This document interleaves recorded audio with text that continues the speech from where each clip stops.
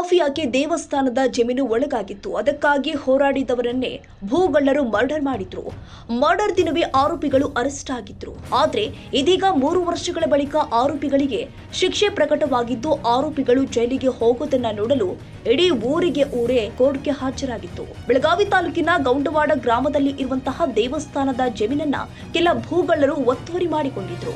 ಇದನ್ನ ವಿರೋಧ ಮಾಡಿದ ಅದೇ ಗ್ರಾಮದ ಸತೀಶ್ ಪಾಟೀಲ್ ಎಂಬಾತನನ್ನ 2022ರಲ್ಲಿ ಹತ್ಯೆ ಮಾಡಲಾಗಿತ್ತು. ಪ್ರಕರಣದಲ್ಲಿ ಅದೇ ಗ್ರಾಮದ ಒಟ್ಟು 25 ಜನ ಭಾಗಿಯಾಗಿದ್ರು. ಆದ್ರೆ ಇದರಲ್ಲಿ 9 ಜನ ಆರೋಪಿಗಳನ್ನ ಬಂಧಿಸಿದ ಕಾಕತಿ ಪೊಲೀಸರು ದೋಷಾರೋಪಣಾ ಪಟ್ಟಿ ಸಿದ್ಧಪಡಿಸಿ ಕೋರ್ಟ್ಗೆ ಸಲ್ಲಿಸಿದ್ರು. ಶನಿವಾರ ಬೆಳಗಾವಿ 2ನೇ ಜಿಲ್ಲಾ ಮತ್ತು ಸತ್ರ ನ್ಯಾಯಾಲಯ ವಿಚಾರಣೆ ನಡೆಸಿದಾಗ 5 ಜೀವಾವಧಿ ಶಿಕ್ಷೆ ಹಾಗೂ 4 1 ವರ್ಷ ಕಠಿಣ ಶಿಕ್ಷೆ ವಿಧಿಸಿ ತೀರ್ಪು ಪ್ರಕಟಿಸಿದೆ.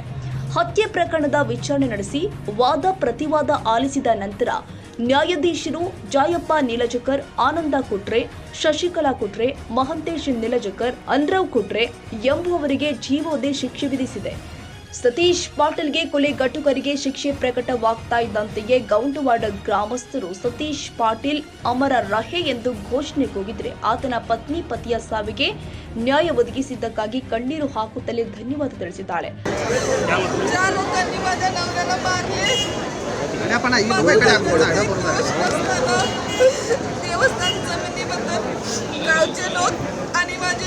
माझा नवरा गावची जमीन देवस्थाना मिळावी म्हणून प्रयत्न करत होते. राग मनात धरून ज्या लोकांनी माझ्या नवऱ्याला मारले त्यांना न्यायालयाने जन्मठेप दिली. मला माझ्या पाठीवर राहणारे माझा नवरा खरा होता, सत्यानं लढत होता. त्या माणसाला न्याय मिळून द्यायला माझ्या गावचे सगळे माझे वकील माझे साहेब त्यांनी मला मदत केली, त्यांच्या सगळ्यांचे मी ಋಣಿ आहे.